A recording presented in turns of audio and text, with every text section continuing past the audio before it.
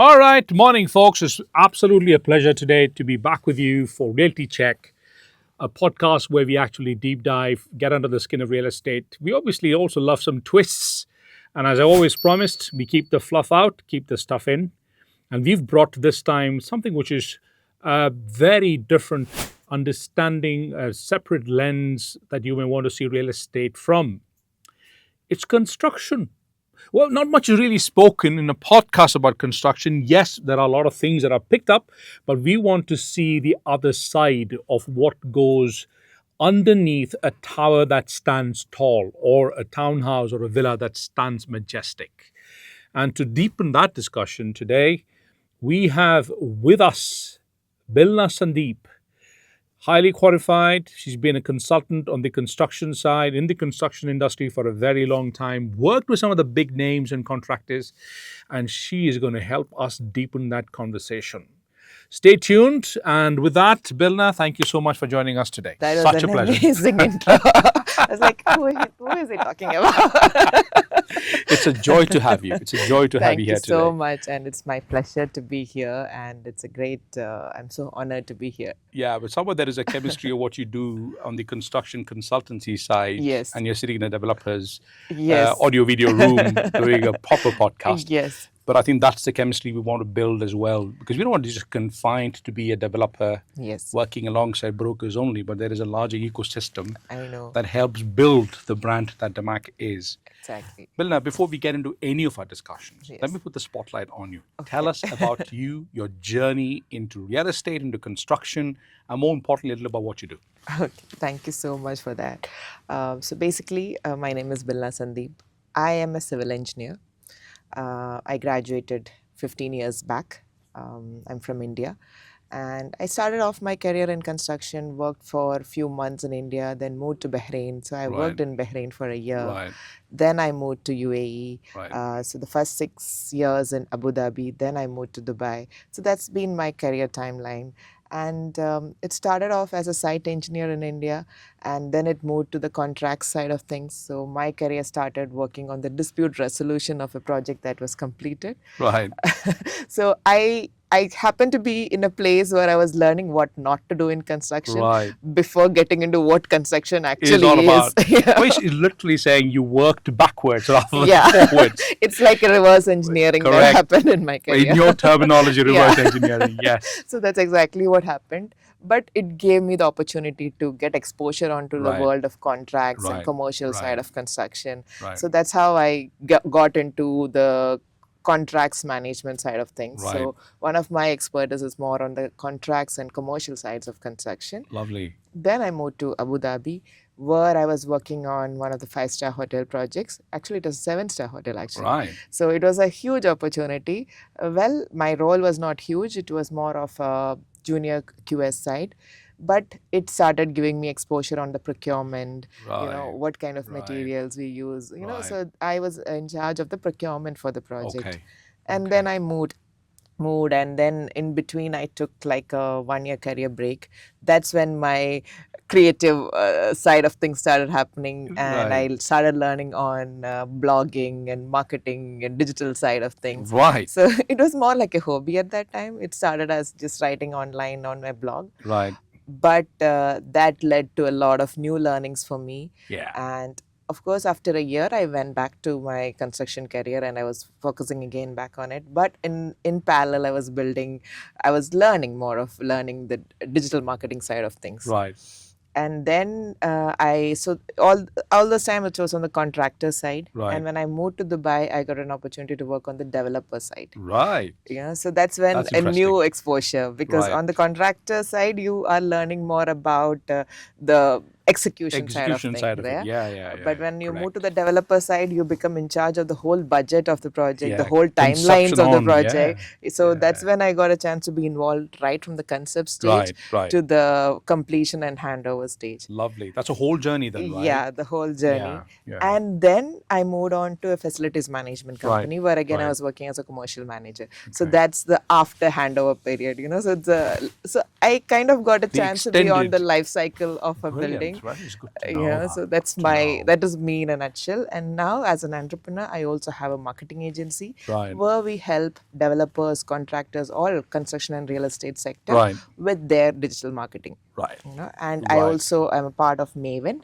We are a cost consulting company. So that is another side of construction. I got a chance to be part of a cost consulting Right. where we help again investors and developers in managing the budgets and cost of their project right from concept to the handover of their Okay. project. So you play a role of evaluating the weight of Yes. each budget. Yes, See how you could creating the make it leaner. BOQs, creating Right. the BOQs for the project, Right. And what's a BOQ? If you don't mind? bill of quantities. Right. So that's what you use for your tendering, and Okay. even after tendering, getting the Okay. contractors on Okay. board, Okay. monitoring the contractors. So everything Right. happens from the numbers. Right. So Absolutely. that's what So you're we on the do. number side as well. We are on the So you've number got side. actually gone through the whole journey, the I whole got life an cycle. opportunity on the whole life cycle. Is there any stone that you left unturned in the whole journey?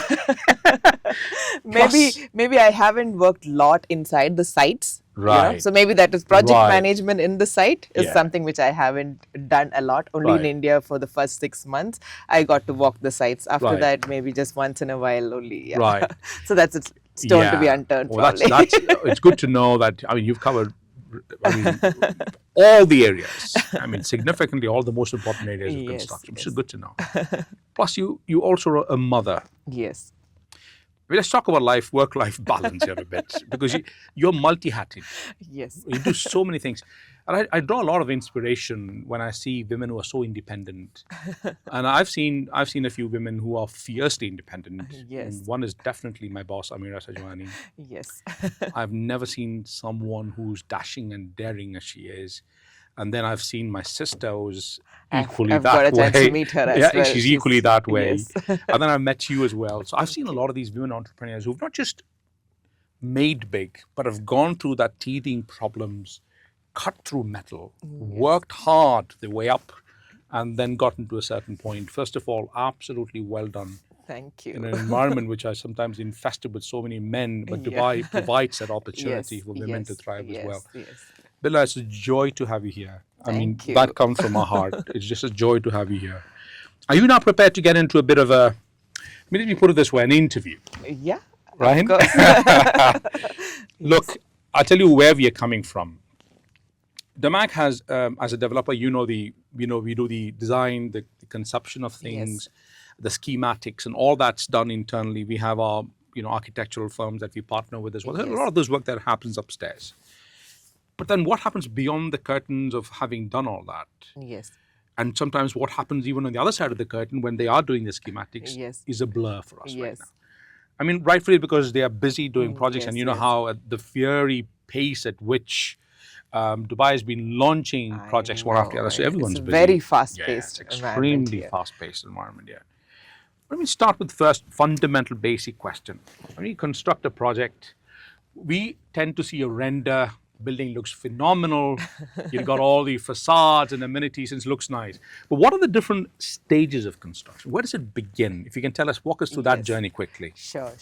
So maybe to go, I'll keep it as layman as possible so that people who are not from concession also get a Correct. easy understanding. Especially your of it. salespeople, when they want to have a Yes, conversation. your sales team as well as your buyers, Yes, because they also yes. need to know how this building has come Absolutely. to life. Right? Absolutely. There's a lot of parties involved in a construction project. Yeah. So on the world level, there's called RIBA's plan of works. It's Right. an 8-stage project. Right. Okay. So it's RIBA is basically Royal Institution of British Architects. Right. So it's a standard 8-step stage 0 to stage 7. Stage 0 is basically coming up with your ideas, Right. But now in Dubai landscape, what we follow, I'll keep to that in the most simplest terms. Majority of the developers, majority of the projects are done in these stages. It starts from your concept stage. Yeah. That is when, as a developer, you have a plot, and you need to develop a residential building here. Right. Right. So you're creating a concept requirement, and you onboard probably an architect, an architectural firm who will Right. come on board and create Right. the concept for you. They're not developing every single detail. Right. This is the overall way how the building is going to look like, okay. so that's a conceptual stage. Right. It's like fashion designing where they do a sketch first. Yes, it's like Similar. the sketching kind of stage, right? Okay. It's with the minimal details. So it will have Right. this is the total square feet area and this is how the building is going to look like, but they're not going to go into in depth of all of Right. it. Yeah. Right. So But do that's they a study the concept. plot as well as part Yes, of the? yes, of course, because it has to be feasible in that. So this Right. concept stage also requires a bit of feasibility studies as well. Got it. To know that if is it really feasible to build it in that plot, in Right. that particular plot. Right. So it's not just the architects that come into Yeah, picture. yeah. You also have your finance team. Do you have the finances coming in? Do you have enough Right. money to pump into this project?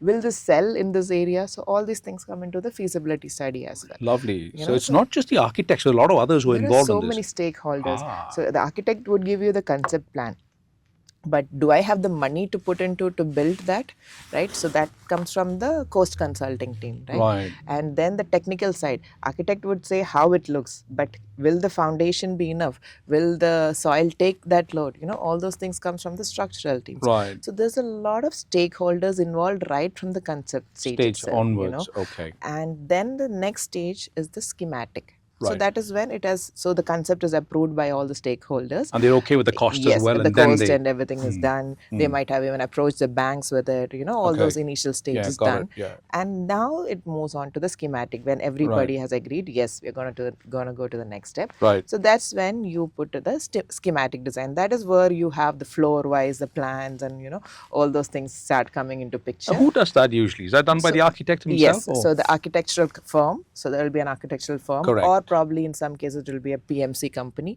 So it will be like a project management company with lot of sub-consultant on board. Right. So there are a lot of such companies. Right. So they will have an architectural consultant, they'll have an interiors consultant separately, Got they it, will have got a it, got MEP it. consultant. So all of it One-stop are shop, you just pass on the one project to person, them. one project management company, but they would have just like subcontractors, Right. they would have sub-consultants. Right. So cost consultants might also be under Be them. a part of it. Okay. Yeah. So this is the schematic level we're talking about. Even from the concept stage, a lot of times they are involved. Got it. Okay. Because what happens is the more coordination you have right from the conceptual level, Yeah. the better it is. Yeah. Especially now, our role as a course consultant right now, when we are involved right from the stage one, they know what budget they can put Yeah, for, right? yeah. And then so at that stage we might be looking at, we have our market rates, there are Yeah. square feet rates available Yeah. for that. Yeah. So as a course consultant, we have a lot of experience from different projects, right? Right. So based on that, we Right. price it for them, Got it. right? Because we don't have a detailed drawings to price at that stage. Right.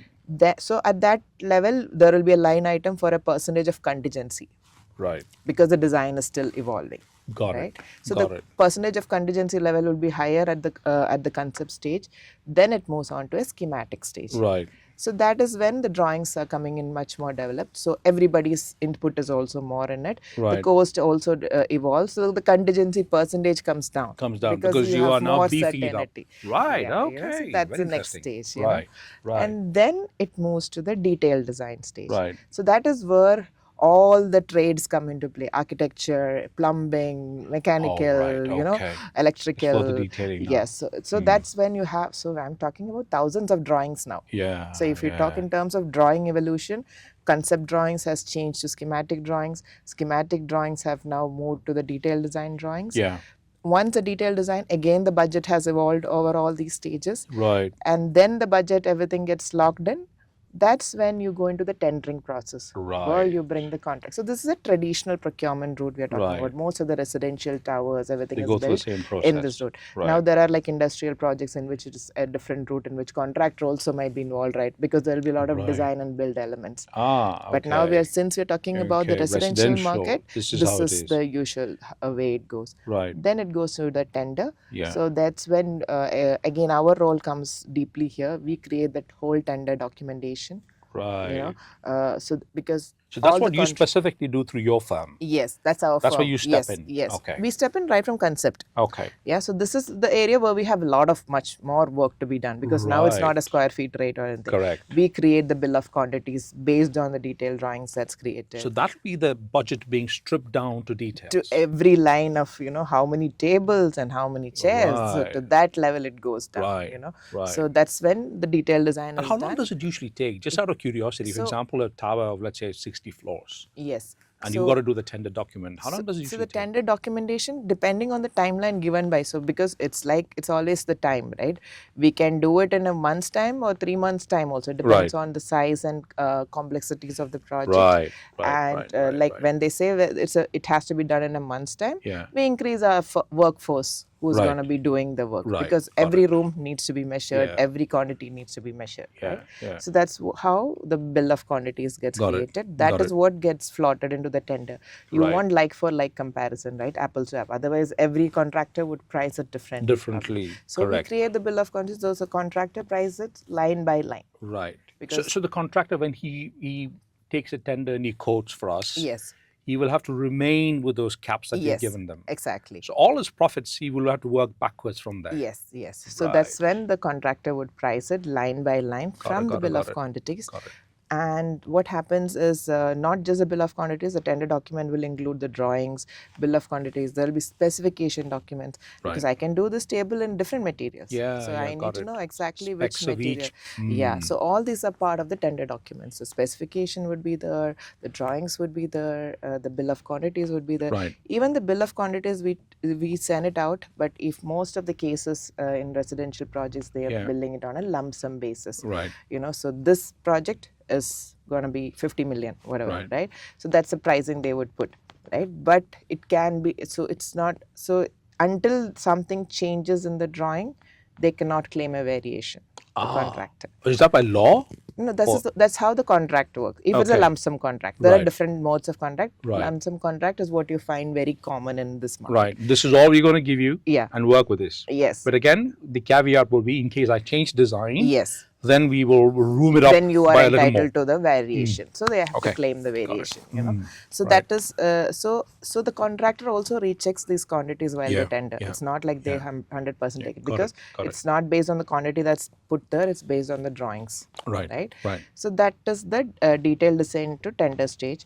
After the tendering, we do the tender evaluation, make sure all the contractors have ticked off all the boxes, Yeah. and maybe 5 or 3 best would come in place. That's Right. when you do the final negotiation and finalize. The developer Right. might do the final negotiation Right. and finalize. The contractor gets on board. And then they ink the contract together. They sign Yes, off. they sign off, right? That's how so this until this stage is called as a pre-contract stage. Once a contractor is on board, it's called as the post-contract stage in Right. the construction. That's when phase. boots are on the ground. Yes, Right. When they yes, start that's when they your start piling and- groundbreaking and everything starts. Lovely. I just want to take a pause to understand this tendering process. I know that in your role currently, Yes. you do help out developers. By the way, anyone who's watching, even consultants, even clients who would like to understand how this works, Bilna does run a consultancy. So in the event of you want to really catch up with her on appointment basis, do reach out to her. She'll be more than happy to help you all. Yes. Just to bring it back to Spotlight, Bilna, one important question. In the tendering process, when we open up this tendering for a 60-story building, as an example, Yes. we understand not all of them come with the experience of having built 60-story buildings. Yes. Right. And I was told that that space is very limited.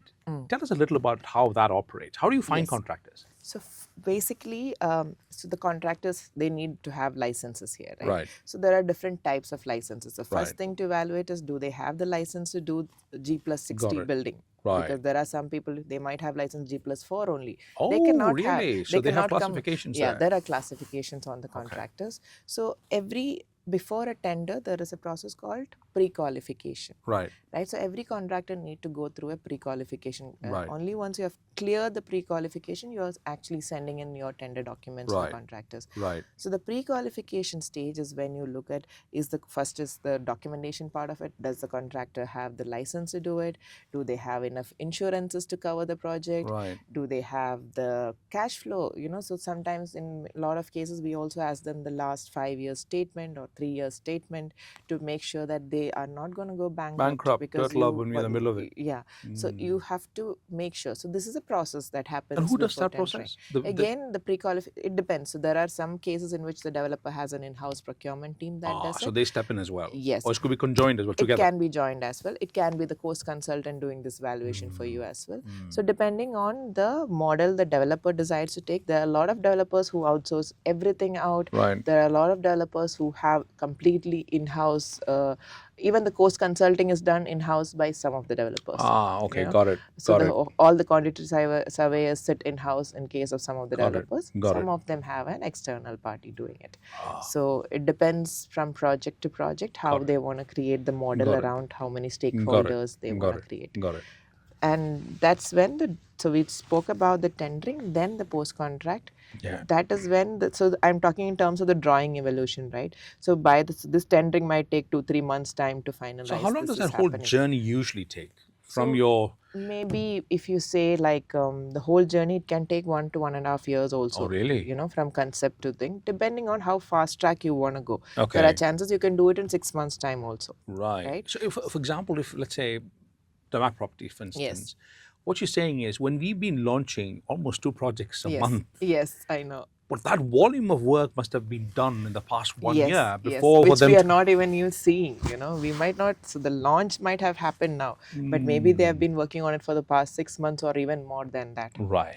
Got it. And this is not even including the land acquisition process. Right. Right. This Got is it. all after the land acquisition. And the Right. construction timeline can go from like 18 months to probably 24 months or even more, depending on the size and of the project and depending on how fast the developer want to pump in the money and close the project as well. Right? Like because during the tendering stage, one of the requirements you put is also, I want a 24 months timeline. So Right. the contractor prices for the 24 months timeline. Right. If you put an 18 months timeline, the contractor prices for the 18 months 18 timeline. months. Right. So he has to pump in his resources according to that, right? Right. So the pricing also is also based on the timelines that you have given for the project. Right. And so again, the drawing by the time would have evolved into little more detail, which is called an issued for construction drawing. Oh, so the right. detailed drawing has changed to an issued for construction. So one process as a contractor that they do at the beginning of the process is comparing detailed design to the issued for construction, because they price for the tender drawing. Right. So if there is some changes that would have happened The in pricing during can these change, 2-3 months, so that they can claim for the variation. Right. You know, and after the issued for construction, when the contractor is actually constructing on site, he creates another drawing called shop drawings. Right. You know, so that is where they go to in depth, like in case of MEP and all, like where exactly the pipe needs to go. You know, that right. level So of that's why drawing. it's called shop. That's it's called shop drawings. Shop You know, drawings. Wow. Okay. Wow. and Terminology and I've it never goes heard. through approvals at all these stages. So Every there are stage. consultants, and you know there are internal and external approvals. Okay. External is the Dubai municipality. Right. Before casting a slab, before every step, there are different levels of approvals that happen Right. from internally once the What are those consultant has approvals cleared. for, if I may ask? Is it Basically to make sure the safety, okay? the building is safe, the quality. So there are different standards, maybe Right, okay. environmental standards, there are, depending on what sort of approval is happening, to make sure this building is fit for purpose. That's the Got main it. purpose Got of it. right? Got it. So these all approvals happens, and then after the shop drawing stage, again, once the building is done, the drawing also goes to an as-built stage. As-built drawings. So then you compare Yeah. stage to stage. Exactly. And the as-built drawings is what you would hand over to the facilities management team. Right. How about the client? What do they receive? The Of same course, thing. the client. Yes, the client, and the client might onboard a new facilities management team, right? So they Right. take over these as-built Got it. because they are the one in charge of maintenance of the building. Got during. it. So this is Got how it. the whole life cycle That's a of nice the journey. stages that goes through, Right. which we don't see always. Yeah, absolutely. Right? Absolutely. I mean, it's like the duck on water, right? I mean, we Yes. see the nice, calm building standing there, but what's gone beneath? So much of work. Yes, you I have a see the building question. just going up in Yeah, the yeah, yeah, air yeah, every yeah, day, yeah. but Yeah, the number of absolutely. people involved Absolutely. and the processes involved Absolutely. is huge. Absolutely. You also mentioned about that the bulk payment that we do a contractor. Is the whole amount paid out usually, or it's done in phases? It's done in phases. So there's an agreement to that. Yes. So Okay. again, in the post contract, there would be probably like 10% advance payment Right, or 15%, depending right. on what the contractual Right. negotiations are Right. done. So initially, this advance payment again would be done once a contractor submits their documentation. Got it. This includes a few bonds as well. It's Okay. not like I just give you 10%. Right. There will be performance bonds, and depending on what is specified in the contract. Okay. Contract. What's a performance bond? Performance bond is basically, I would submit a bond. It's a bank document. Okay. Okay, that guarantees that What's this a bank guarantee? contractor is Okay. gonna perform. Right. So there are different types of performance bonds as well. Right. There are some things called on demand, which is I say that okay, this contractor is not working well. I just go and claim it.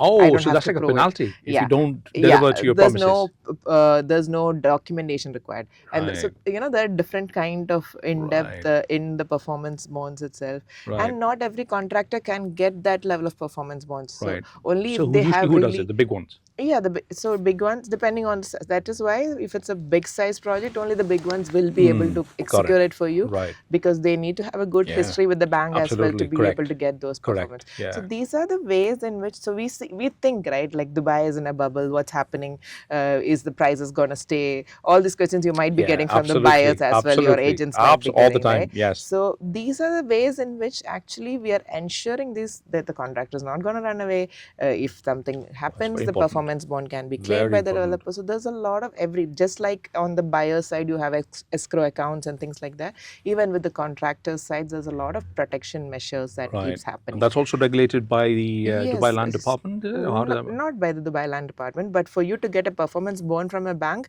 you need to have a good history with the With the bank, bank right? itself. Yeah, Okay. and you can go and claim those performance bond if it's Right. if they default. 90% it never goes to that stage. Only very rarely it goes into a stage where Yeah. because it is only when you go into really hard dispute that Yeah. those kind of bonds Yeah. get claimed. Because once a performance bond gets claimed, the contractor's relation with the bank Is over. also, yeah, so this kind Literally. of Yeah. things happens, right? So they want to So protect themselves as well. so a lot of things get settled Very amicably, interesting. and so that's how the documentation and the how the professionals are involved at different stage, who are Got it. experts in Got these it. Got it. stages are Got it. Got involved, it. and the whole construction projects come to life through this. Wow. Thank you for that. I mean, you've taken a lot of time to explain the whole journey. And there's a lot more clarity. In fact, just to tell the world that when developers of our size, especially DMAC and all the other big developers, they do take it seriously whom they contract with. Yes, Right? yes.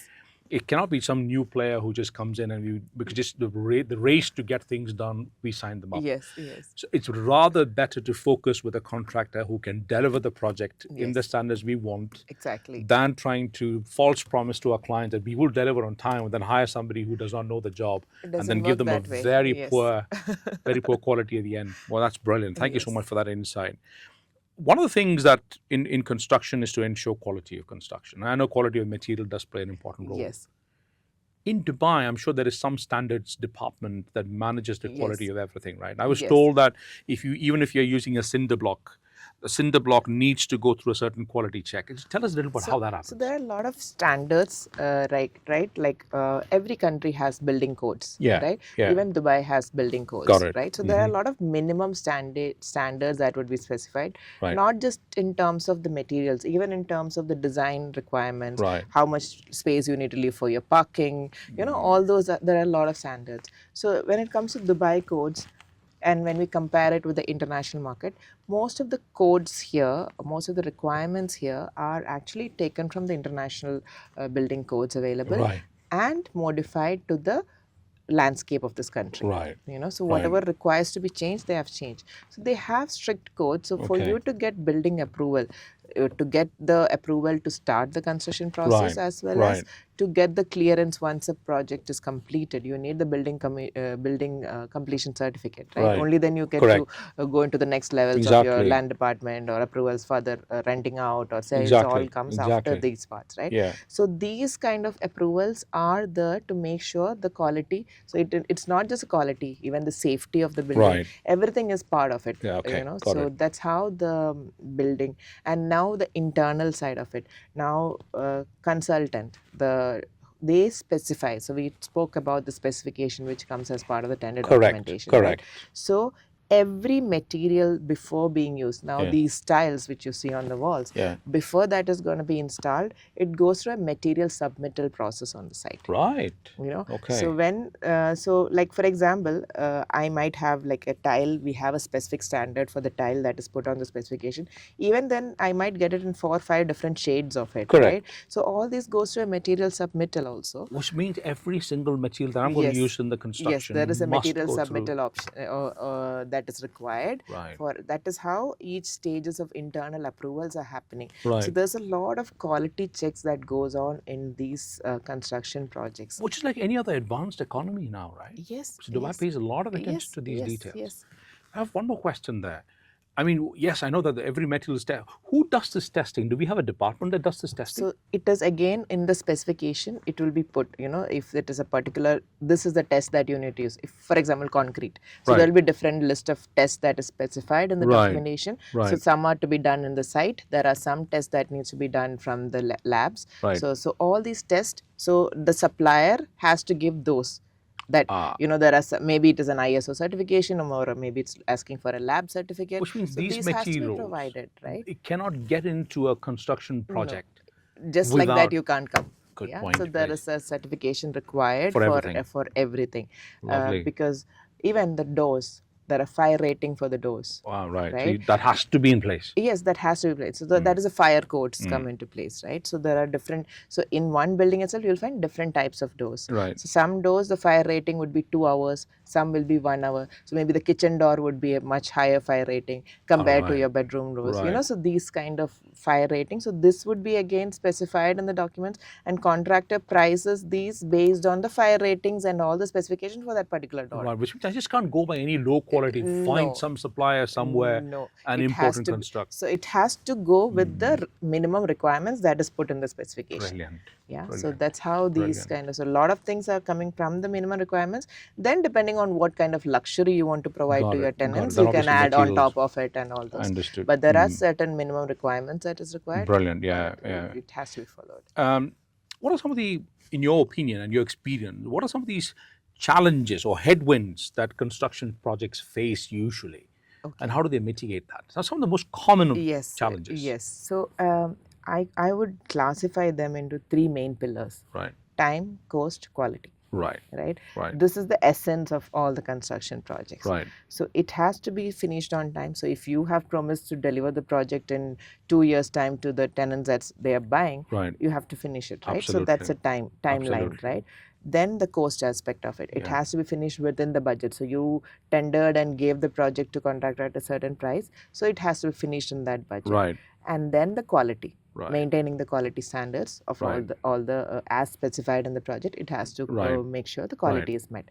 So these are 3 things. Now, at every stage, right, the earlier you have all the parties involved, the much faster things can become. Correct. Because what happens is the architect might say, this is how it looks, this is how I want the lobby to be looking like. And the structural engineer would come and say, for this building to stand, I have to put a pillar right in front of the reception. It doesn't work, right? Exactly. Yeah. So these are the interruptions that happen over the different stages of evolution, right? Concept to schematic to the detailed design. So these are the things. Other thing is the MEP. It's like if you compare a building to a human body. We have different systems running inside. Correct. It doesn't run without the heart pumping the blood. Correct. It's same as the MEP system. Right. So, so these system has to work. The electricity, your sewage needs to flow. Absolutely. Your water needs to come, right? So all these things. So it's not just the aesthetics part of it, right? The building becomes the utility part of it. Utility part of it. It becomes a fit for purpose when all of it come together. So it is very essential that these things are coordinated. Now everything on the technical side is coordinated, gone well. What if it's not within the budget that the developer can put into? Then money comes in as a factor. So that is a cost factor of it. So it's very important all these people talk to each other and sign off at every stage so that things are going right. So as long as the processes are followed, things get better. Now the post-contract stage, there might be something like suddenly a new regulation or law has come. Because of it, the material is not coming to the city, or it has suddenly gone high pricing. So these are the risks that happen on the post-contract stage. Even a shipping cost can go up, Shipping costs could go up, or some regulation that has changed in laws, or anything of those sort also impacts the projects. It can again impact in terms of the time as well as the cost of the project again, right? So again, there are certain mechanisms in the contracts to solve this. Who takes what risk? So there are some in some contracts it might be mentioned the costs are fixed. So if the developer puts that for the duration of these 2 years, we are not going to increase any cost of any project. So then the contractor cannot claim. So what in such case what they do? They put a risk, right, on the pricing. So there is always a percentage they add in for the risk. So end of the day, the pricing gets back on top itself. It Yeah, goes into the got it. construction Got project it. Got pricing it. itself. Got So it. there are certain elements of risk every party takes, and that is also when now calamities might happen. Yeah, Right, possible. Yes, rains absolutely. and unexpected rains, That's where the unexpected insurance thing delays. kicks in as well. That's when the risk. So it's a risk is like transferred to the Right. insurance. That's what's Right. happening in when case of the insurances. Right. So these are the different challenges that comes up The factors that during come the into play. yes, and the variations. Like in different projects, sometimes over a period of time, maybe you want to change the finishes. You feel like there is better finishes available, so they're changing. So then, of course, Right. it comes with a cost. Right. Yeah. So what happens if a certain tile goes out of fashion? It's not exactly in right. So supply then you anymore. feel like we want to change this over So there. the cost factor comes in then, There's a right? cost factor, maybe even a time factor if it's coming from a different country. So then the logistics of that, So that can the cause delays lead as time, well. the lead time. So the contractor would get entitled to both time and cost depending on the variations that's happening on the Right. site. Right. So yeah, this is how the cost overruns also happen. Right. So the Right. developer would have a certain budget in mind. So, but still it might go beyond that with Got the it. variations that Got it. happen Got it. over time. Got So it. they will also have a contingency factor in their Got it. main budget sheet. Got it. Got it. Got it. Because I worked on the developer side, so we have a separate budget sheet for that Right. to take for the contingencies that happen It was over already the 2 budgeted years. anyway. Exactly. Oh, So God. only if it goes beyond that, it But becomes there's a a cushion. problem. Yeah, There's but always a there will cushion. always be a cushion. Got it. It is Got it. required Got it. to keep a cushion Got that it. way. One of the things that I also hear is you have the RTA and you have the Dubai municipality. They all come, including DEVA, they all Yes. come into play, right? Yes, they all. But when do they actually come into play? Is that after the BCC is issued or even before the BCC? Even before. So, for example, Dubai municipality right from the beginning, Beginning, because correct. the Absolutely permits agree. and everything, Absolutely, right? yeah. Now, if for example, if you are actually building just next to the road, so then RTA comes into play. There's Correct. a lot of permits that you need to Require, take from RTA right, as well, access right? and- For the access. So that also right from the beginning you will be requiring a lot Right. of RTA. Yeah, because right? your trucks and everything else, Exactly. working trucks need to go in and out. Exactly. Got it. And for DIVA, of course, to get your power, right? So they're actually in a So lot earlier. right from it's not at the completion. Right from the beginning, there are a lot of approvals that's required from all these authorities. Got it. So Got it. these Got it. all make sure that the quality, everything, safety, everything is done right. Which is why I think Dubai, we call it as a safe space because of all these regulations that is existing. It is much safer for us. We feel safe to live here Right. because Got it. we know they have followed the regulations. Right. And even during the maintenance period of the building, there are a lot of regulations to be followed. Right. Right? Like there are pest control related regulations, there Yeah. are maintenance related Yeah. regulations, which the building owner needs to Correct. renew or yearly basis. Yes. There's a lot of things that happen. So Correct. our safety is taken care of at different checkpoints without us knowing. Right. Got it. So And got it. Also, that's there's a cost anyway, right? Yes, There's a cost it's all involved. there's a cost involved. Got it. Yes, Got yes. it. Right. Another question that I have here, and people have asked this question is, how do you manage a proper schedule from your conception, from the time that you've got the land schematics done to handover? You've got that time span, Yes, right? yes. Let's say it's 2 years or 3 years or whatever that is. Yes. How does the whole ecosystem come together and scheduling themselves really well Yes. so that the project can be delivered on Delivered time? on time. How Yes. do they?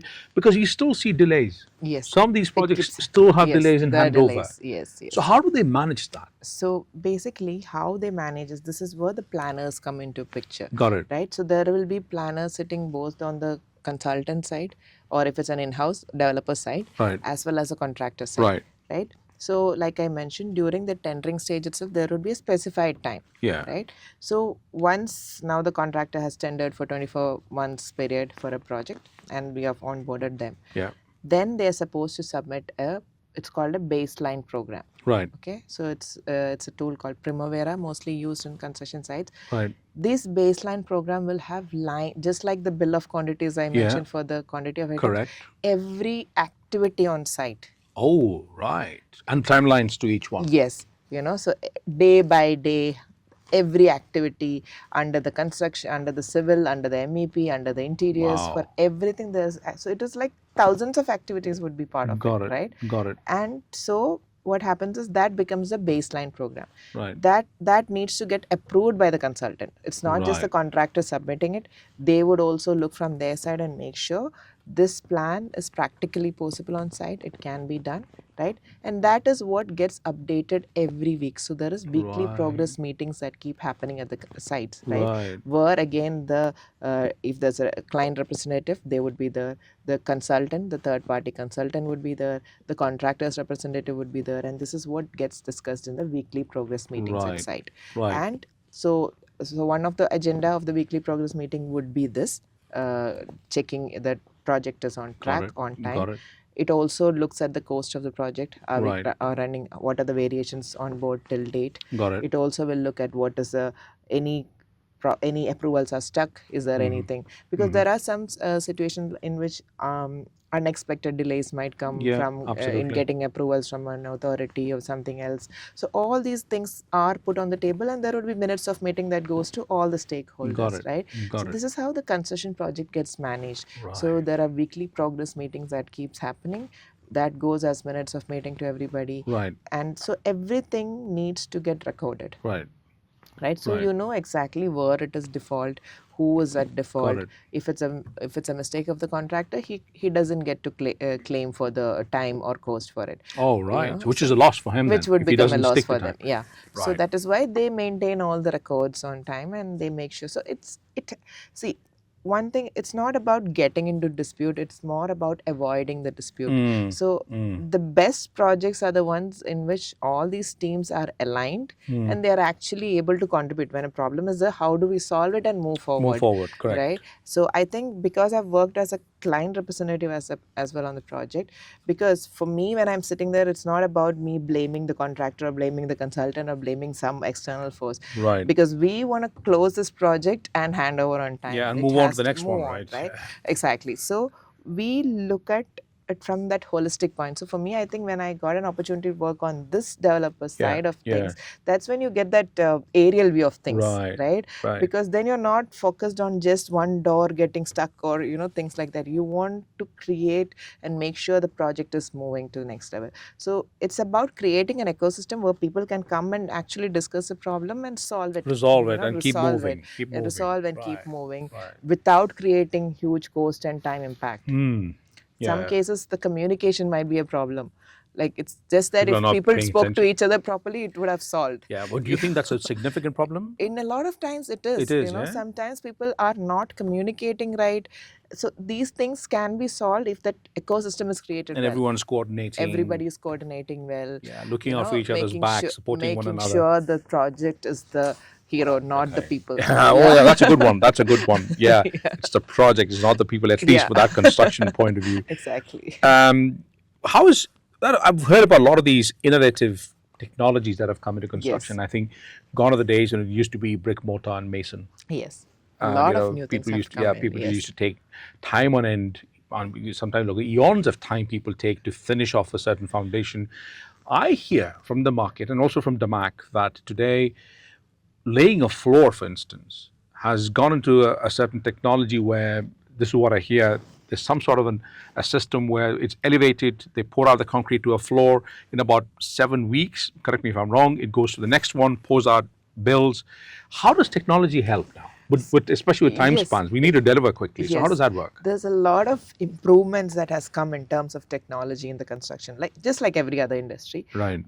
So I think what you mentioned is about the formwork system. You might be seeing the formworks, right? So for you to pour the concrete, for example, if it's a twin towers, you imagine two identical towers. Correct. Okay, or one tower also. So what is happening?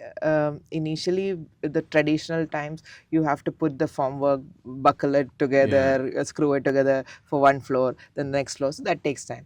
But now there's systems called like slip form systems, in which it will be automatically going up. Oh, really? So that's a kind of system. So that's one of the technology. Right. And there are a lot of modular construction happening. Right. So in the project which I was involved as a developer, it was a hotel project. It was a hospitality project. So it's like more than 300 rooms. Right. So the 300 bathrooms are identical.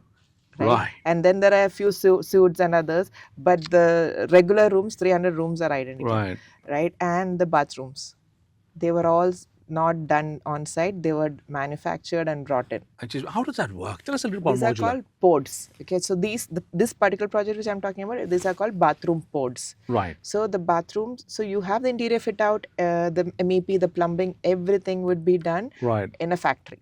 Oh, right. In a Okay. controlled factory environment, it Right. would be done, and they would be brought in, and it would be installed. Right. On So no, the site. piece by piece, because No, it how comes do as a full assemble as a bathroom, and you just know, pick it up and just plant and just it. put it, It's like and Lego just toys. then you just put it's like Lego toys, Right. and you just like it up and it's connect done. it, connect the piping or whatever And the requires wires to and be cables connected and whatever, to and it. it's done. So it actually improves the project timeline huge. How about quality? Does it suffer? Both. No, it doesn't suffer. It becomes better because it is Really? manufactured in a controlled factory. Which means they take the dimensions. Everything It's like fit to size. Exactly, because in a factory you are much easier to manufacture it in the particular way than on the site. Lovely. So both quality and timelines will improve in such. Right. And in that particular project, even all the pipes that run on top, right? That was also modular. So Right. all of it factory done and brought.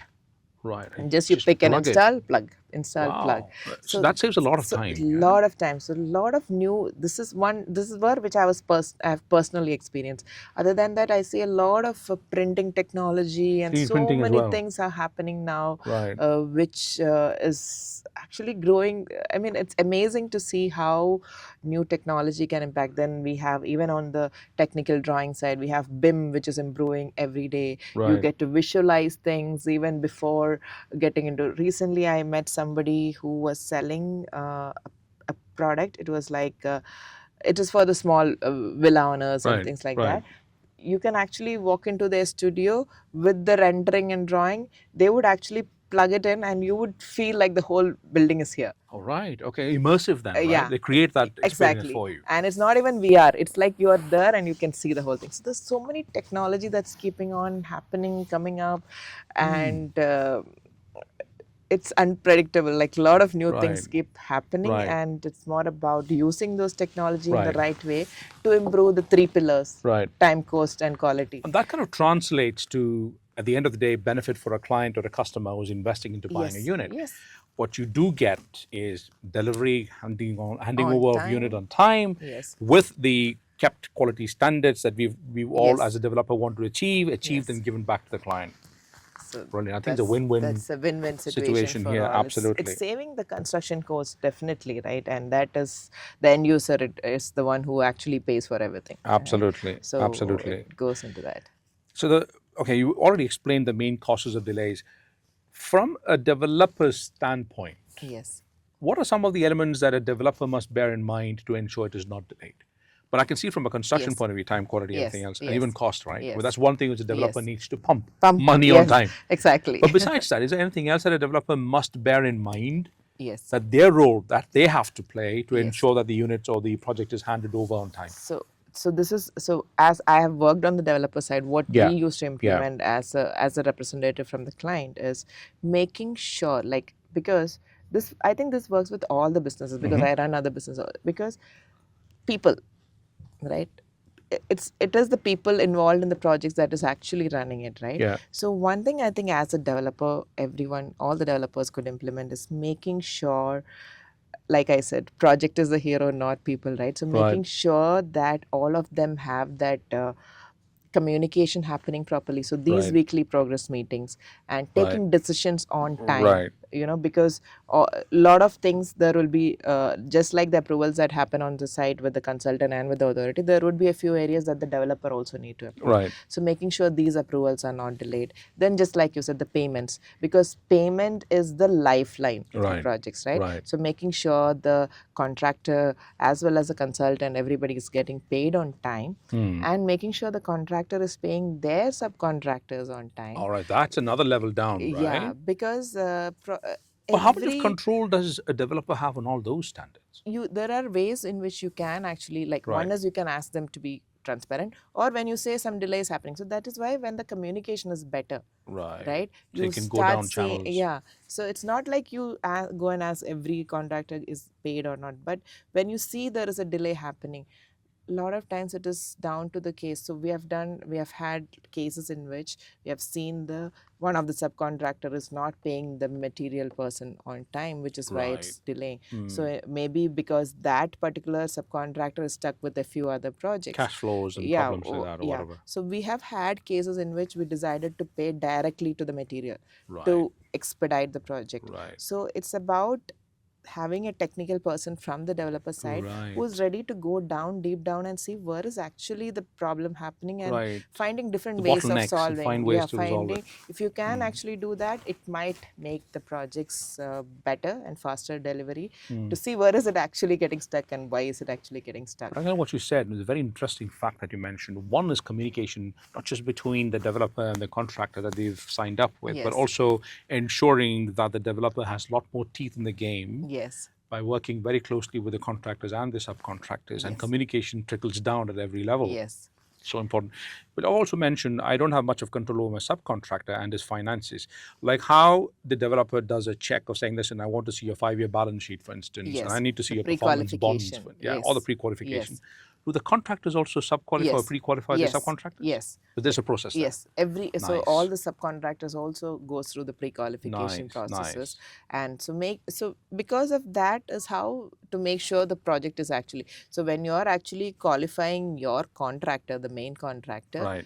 when you go for the ones they have the good history of running the projects Correct. well, Correct. you can already assume they're doing that well as well, and of course you can have that interview process. Yeah, got it. You don't have to just go into Absolutely. contract, right? So Yeah. there is a pre-qualification interview process in which you can check how are you actually onboarding your subcontractors, Got it. what measures are they doing. Right. All these things will make sure. So it's all about again This communication is the whole value part chain. of it, It's right? exactly. Yeah, and Exactly. if the money flows rightly to all the required people on Stakeholders, time, yeah. all the stakeholders on time, it can make things much better. Much easier, quicker. Yeah. Okay, brilliant. One question, I think this is a lot of questions around one certification which the world talks about, and a client also tends to ask, is your building LEED certified? Yeah. I don't know how much of this, as a client, he is aware, Yes. or for that matter, how much should he actually know about LEED certification? If I'm a salesperson, I find it difficult to even express a LEED certification to a client because a client rightfully wants to know. Yes. What is LEED certification? What's this much ado? Is it much ado about nothing, or there is something there? So basically, again, just like all the approval processes we said, Yeah. if I say that my building follows environment regulation, Right. okay, but there are a lot of regulations you can follow, Yeah. right? Could So you give me an example? How, What you mean? if, for example, like water conservation, right? Okay. Maybe you are using for your landscape, reusing the water, Right. right? So that is one way you are actually recycling the water, Correct. right? But so this LEED certification, there are different levels of Yeah. certification that Yeah. happens, right? Yeah. It comes as a scoring system, Right. right? So every action, so you have to submit to the each item you have done Got it. that is making your building environment friendly, and then for each of those items there's a scoring metrics, and Right. that's how you get the different levels of I think those certifications are certified, then gold, silver, gold, platinum. These are the Correct. different Correct. levels of certifications you So get. when you say between, let's say, a silver and a platinum, there would be different standards Yes, of different scoring system basically. of your ecosystem standard Yes. that you need to maintain or manage. Exactly. Right. Okay. Yeah, so it's like so now I think LEED, you apply for LEED or not, it is really important that we follow as much as what do you say, you might not go into a zero energy building, but still the more you can actually, it's not just the saving the environment part, it saves your maintenance cost also. A lot of times that also keeps happening, Innovative right? methods It's to reduce innovative costs, methods to reduce the cost, conserve resources. conserving the resources, and like we say, we might be able to afford it, but the world cannot afford, Yeah. right? Yeah. Because Also being responsible for the next generation. it's being you're leaving- responsible for the next generation. Makes a lot of sense. That's Makes a lot of what sense. all the Right. it's about. But now I understand. I mean, that's also one of the reasons why, especially investors from the more mature markets. Not that I want to draw a line between Yeah. matured and less matured markets, but matured markets when They I talk ask about for are the the LEED certification. Europeans, Yes. People from the western side, the American subcontinent, and also even the Far East. People from Tokyo, sometimes even from the Asia Pacific, Australia, that side, people do ask whether you maintain or you breach any of these green standards or Yes. code of building, the building code standards which are green. Have you breached any of those, or do you comply with any of these codes? So this is a conversation that a Yes. salesperson can therefore have, saying, "Listen, Yes. we are LEED certified, which means Yes. there is a certain level of conservation of resources that we do and manage.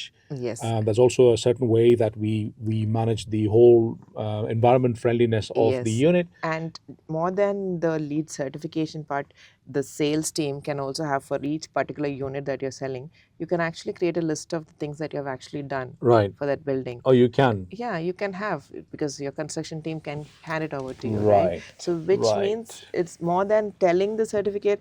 When you say that in this particular building we are reusing water for the landscape, Yeah. in this particular building we have done this to save the electricity Got bills, it. Got it. so that becomes more specific, and your clients, for it, they also win your trust, because they know that like, okay, these people These are know things that what they've they're the actually, it's measures, not just the measures. certificate, they've actually done Taken it these in the measures as buildings, well. Yeah. so Okay. All right. if that The can be evidence. done, you don't have to give all the 100 Great. items, but maybe Great. the most important ones, Great. if you show, I think it's more important that way, Right. to actually show them what is Right. done in the building. Right.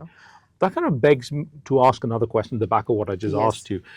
Can therefore existing buildings also apply for LEED, or is it only new buildings? If they are able to change some things, right? Because so if they've already followed it, so the LEED certification happens right from the design stage to the completion stage. Right. Because when you say I want to comply with LEED certification at this level, Yeah. as a developer, maybe Yeah. right from the concept stage, you're Correct. telling the team this is the level that we want to apply for. Right. So right from the concept stage, they can develop the building to get into that. And Right. again, on the LEED, if I believe, they have different. One is the certification which you can get at the handover, Yeah. and there is also LEED O&M, which is on the operation and maintenance, Oh, which needs to be renewed. got it. So that is the operation maintenance side of it. So what are you Right. doing to To make sure? sustain Yes. your Yeah, LEED standards. exactly. There are different LEED standards that way you're Got it. applying for, Got it. Got it. and depending on that, you can actually That's brilliant. look Brilliant. for it. Yes. Right. Another question which I think should bring us more or less to the end of it. Dubai's geography is very different from the geographies of the Yes. rest of the world, and that does have an influence on how buildings are built, foundations are Yes. laid. Yes. Tell us a little about how foundations are laid in Dubai. For example, if I want to build a 60-story, Yes. and I hear this, correct me if I'm wrong, I was told that the Burj Khalifa, as tall as it is Yeah. 1.5 size of the height has gone to the depth of it to hold the building in place. Yes. Tell us a little about foundation. So foundation, again, that is what makes your building strong. Correct. Right? So each locality, so just in Dubai itself, like when you, Jebel Ali would be different from what you would build in Deira. Right. Right. So how this happens is, when you are starting the project, before you actually, when you buy the land itself, one process that you do is a soil testing. Oh, right. Right? You Got need it. to know the strength of the soil, the conditions of the soil. So you need to assess the soil. Based on that, the foundation would be decided. So are you saying within Dubai, soil can change from one place to Yes. another? Yes. I thought it just sand everywhere. No. No. So the strength of the foundation changes. So we have done buildings in which we have had to go for piling. We have done buildings in which we haven't had to do the piling as well. Really? Yeah. So what happens is, each specific locality has a different requirement in terms of the foundation, and it has to be done by, it was done after the soil tests are done. Right. Then you design your foundation for the building. Right. And once the foundation is there, again, it goes through a lot of approval process to make sure that this foundation is the right fit structurally for that For building. that particular soil Yes, as well. yes. And who does that standards? Again, municipality? Yes, so it is in line with the Dubai municipality codes. So there are different authorities, again, different locality. In some places, it is the Dubai municipality that gives you the building approval. There are some areas which is different other authorities that is required to give you the approval. So but there is a building code that is applicable for that each locality. And not only the code applicable, you have to comply it based on the soil test. That's the most important. So there are different levels of soil testing. So soil testing is usually done by the government themselves, or is it an there are independent body? laboratories. There are approved laboratories who can do the soil test. Right. Yeah. So that's how the soil test is. And all the soil tests are also can be part of the feasibility studies also. Yeah. Yeah, because the foundation plays an important role on the cost of the building as well. Right. Right. You cannot because it can change the whole whole complete course of the project, because Right. depending on how deep you have to go, it The is more you going have to to pay change. for it. Yeah, so that is a huge important part of what the project is going to be. So right from the concept onward, this also Onwards, keeps very developing. important aspect. Yes. I was also told about building a. Okay, you construct a building or podiums, and then you have your your basement. Sometimes there's a certain way the whole configuration of the building is made. I was told that making basements are very challenging. What's your take on Yes. that? So basements, when it's going down, when it goes down, right? Correct. You have the soil that comes in. There's a pressure, right? So that is where you build, again, part of the foundation design as well as part of the structural design of the building. There would be retaining walls, Right. because otherwise the building can collapse, right? That's additional There's a cost force anyway, that right? coming. Yeah, it's all cost. Yes. So that is what the basement's cost is about. Right. And now this is something which we initially, before, we were not thinking about anyway, because there was no rains. Right. But now the last year's the rains floods and which we everything saw, else, we yeah. saw a lot of buildings basements were flooded. Right. So have they changed the building code now? Is there I'm revision not to it? sure if there's a regulation change, but it's more like we have to account for it when you're looking for the new buildings. Right. How you can make it better, what are the different ways to make sure that it doesn't get flooded. So that is Right. something. So that now the market is very new in that terms, right? It's just Correct. 1 year from then. Correct. So Exactly. those changes would be getting affected right from then onwards. That's when people started thinking about it. Right. And we saw a Right. lot of properties getting flooded, which was because, When you say again, flooded, you're saying water just came in from outside, from the roads into the building, or it was seeping through the walls? so different. No, very rare case I have seen it seeping through the walls. I just hope that doesn't happen. Yeah, I haven't seen that, but mostly Because your collateral damage is it high. was coming from outside and things like that. Right. So sometimes I saw a lot of people blaming the contractors for it, but I wouldn't say it's not. It depends case to case, but Right. it might not be just the contractor. Right. It might even be that it was not designed for it. Right. Because for this locality, it was not designed for it. Yeah. It could even be that, Yeah. right? It could be different factors. One is the contractor might not have followed all the guidelines, or it could even be something like it was not designed for it. Yeah. Properly right? not designed or Yeah. thought through for this particular Exactly. aspect. And even in the maintenance aspect, so that is where the maintenance also plays an important Yeah. role, right? Yeah.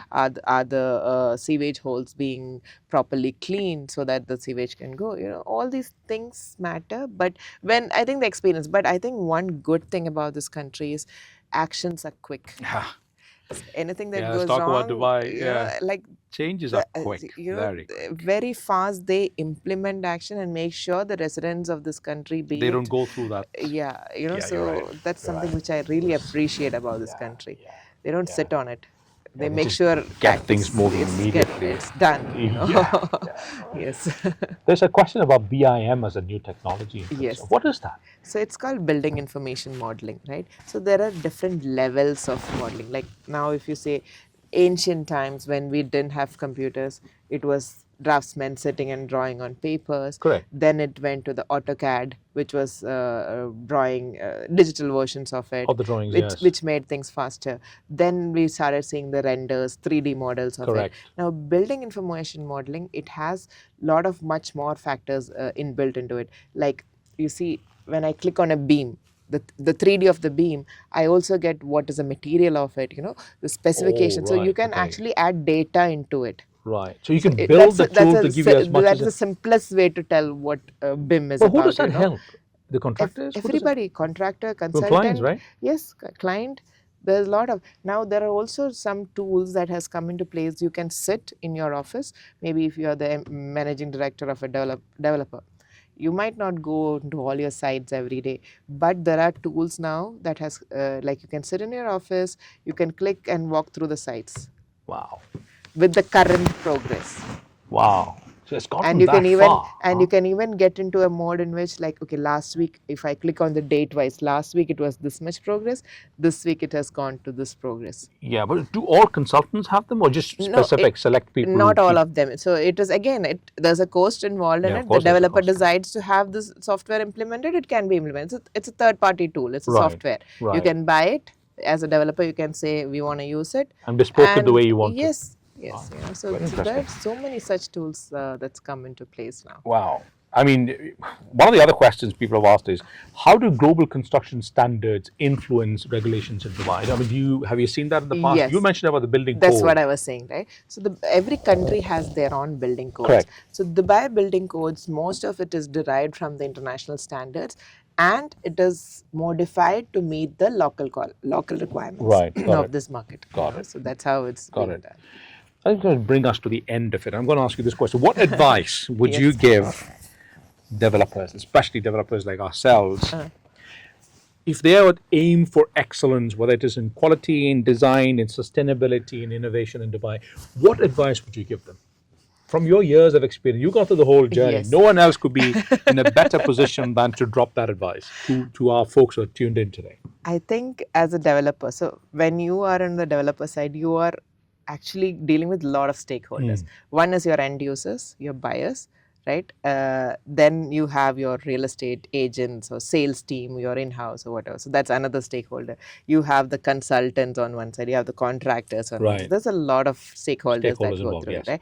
So the most important part of it is communicating what the end user wants to the down to this level, right? I think that is really important as a developer. If you can get that right, so it's like the buyer is asking, this is what I want, and you're delivering that you Right. want. I If mean, you can get got it. into that mode, I think that's the best you can do as a Yeah, but developer. that just begs another question as well. Is it therefore not easier for me to work with contractors I've actually used in the past? Yes. Because they know me a lot better. Yes, a lot of times that happens, right? So Right. like there are a lot of preferred contractors you Yeah, might have absolutely. on board, Absolutely. right? Yeah. Only thing is if you have a lot of multiple projects running at a time, maybe the contractor might not have enough capacity to run all your project at a time. So you Possible. might need to have two or Yeah, three yeah, of them absolutely who are, possible. yeah. So Absolutely possible. that's a part Got of it. it. Yes. Bill, I want to thank you for your time. I think you've taken a lot of time. I mean, in unusual standards, you would have definitely given me a bill of items and billed me for the time that you spent with us. But I want to thank you for taking this time. Thank We're you very so generous much. of you.